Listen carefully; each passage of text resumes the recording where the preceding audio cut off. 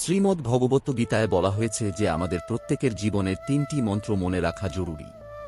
এই 3টি মন্ত্র হল, খুব আনন্দের সময় কাউকে কোনো প্রতিশ্রুতি দিও না, খুব রেগে গিয়ে কাউকে কোনো উত্তর দিও না এবং খুব দুঃখের সময় কোনো সিদ্ধান্ত নিও না। শ্রীকৃষ্ণ বলেছেন, যে ব্যক্তি পরিষ্কার ও সোজাভাবে কথা বলেন, তার কথা অনেক সময় রুড লাগতে পারে, কিন্তু তিনি কখনো কারোর সঙ্গে প্রতারণা করেন না। অনেক সময় আমরা জীবনের কোনো বড় সমস্যা থেকে এমনভাবে বেরিয়ে আসি যেন কেউ আড়ালে থেকে আমাদের সাহায্য করছে। এই অদৃশ্য শক্তিও হল ভগবান।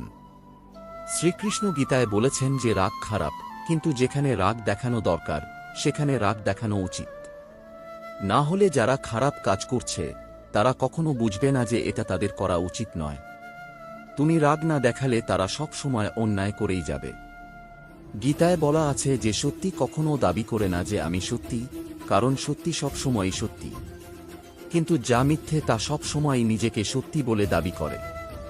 কখনো সবাই ভালো হয় না। যদি কোনো ভালো মানুষ মনে করেন যে সবাই ভালো, তাহলে সেটা তার ভুল ধারণা। গীতায় শ্রীকৃষ্ণ বলেছেন যে আমাদের ভাগ্য আমাদের অতীত কর্মের ফল।